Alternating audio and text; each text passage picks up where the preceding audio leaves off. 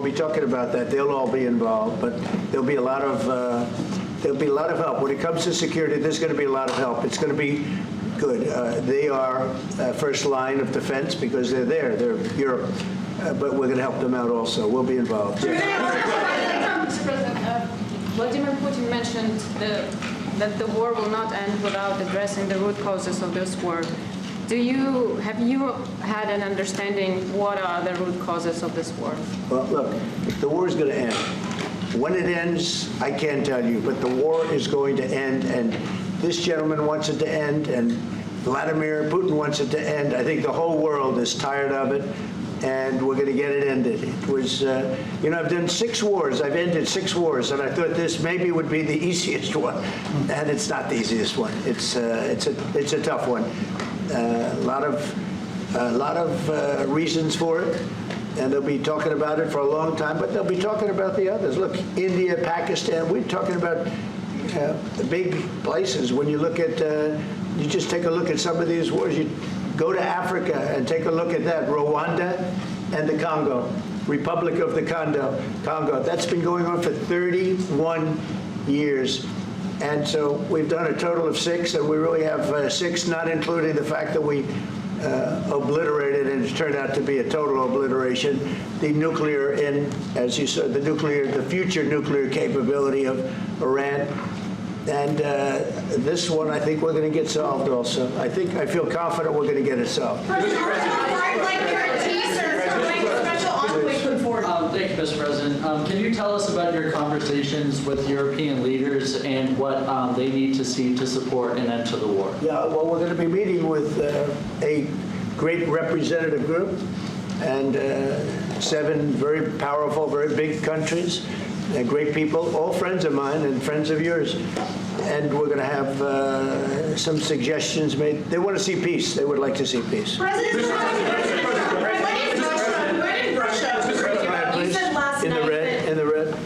President Trump, do you think it's fair for Ukraine and for Russia to achieve a lasting and durable peace if Ukraine cedes its territories that Russia hasn't yet conquered?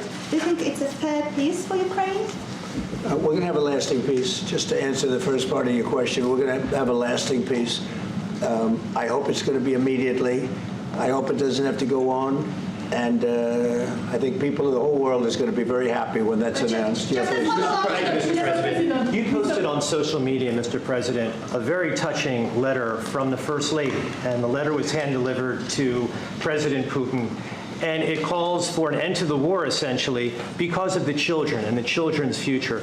Why did the First Lady feel that letter was necessary? Was it because she believes that Mr. Putin is the aggressor in the war?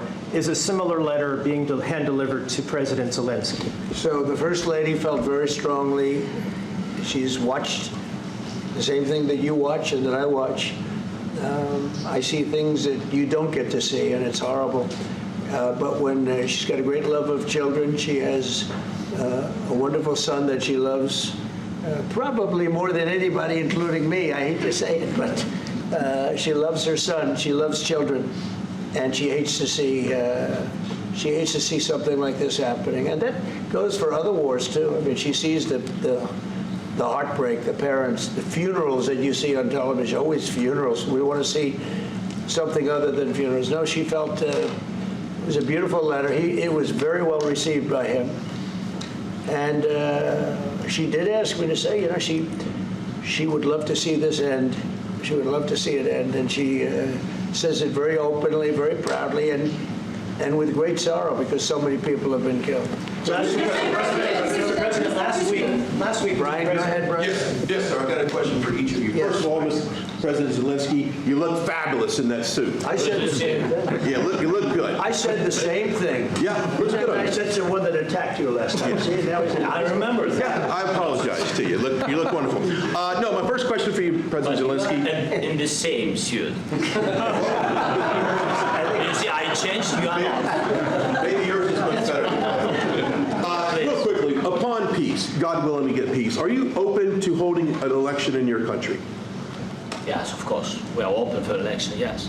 we have to do safety circumstances, and a little bit we need to work in the parliament, because during the war you can't have elections, but we can do security. We need, maybe, how to say, we need a truth, yes, everywhere, in the battlefield, in the sky, and the sea, yeah, to make possible for people to do democratic, open, legal elections. So you say during the war you can't have elections.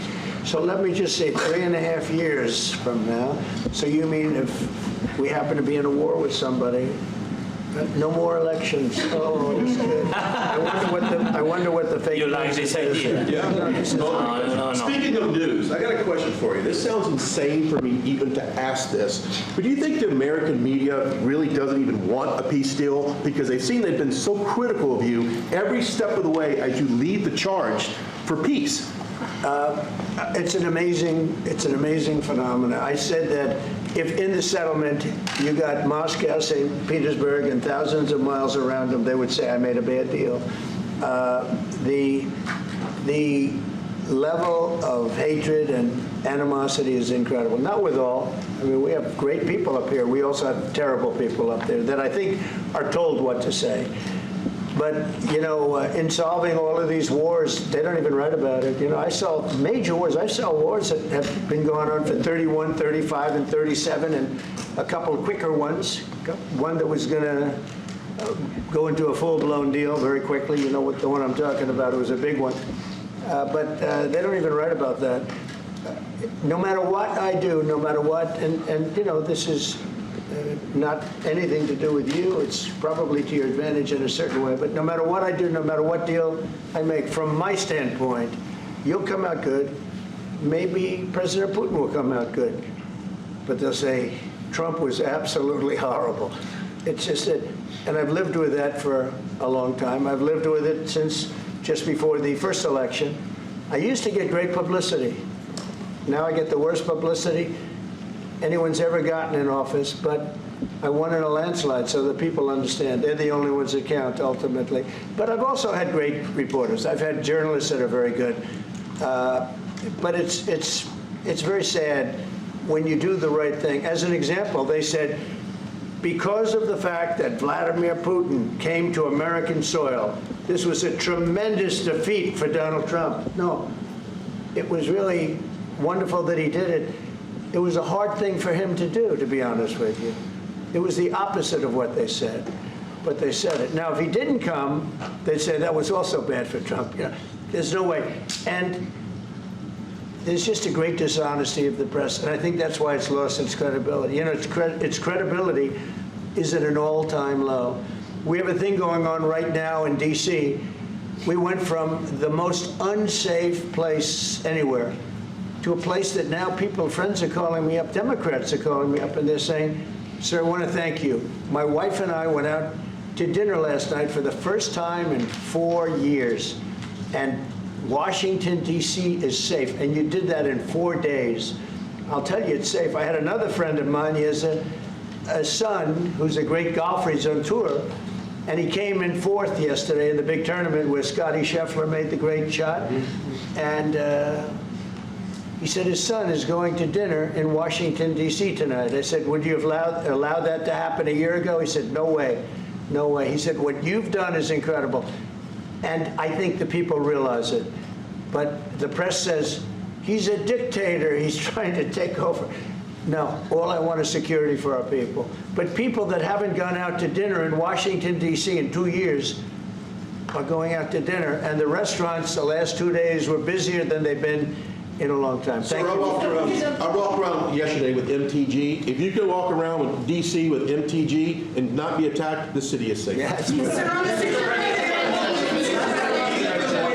Thank you, Mr. President. Last week, you warned of what you called severe consequences if a 30-day ceasefire or any type of ceasefire were not agreed to by Russia. Will there be severe consequences? Does that change because you're I don't think you need a ceasefire. You know, if you look at the 6 deals that I settled this year, they were all at war. I didn't do any ceasefires. And I know that it might be good to have, but I can also understand strategically why, well, you know, one country or the other wouldn't want it. you have a ceasefire and they rebuild and rebuild and rebuild, and, you know, maybe they don't want that. But if you look at the 6 deals that we made peace and you know, long-term, long-running wars, I didn't do any ceasefires. Would I like the concept, you know, I like the concept of a ceasefire for one reason, because you'd stop killing people immediately, as opposed to in 2 weeks or 1 week or whatever it takes. But we can work a deal where we're working on a peace deal while they're fighting. They have to fight. I wish they could stop. I'd like them to stop. But strategically, that could be a disadvantage for one side or the other. But all of these deals I made without even the mention of the words ceasefire.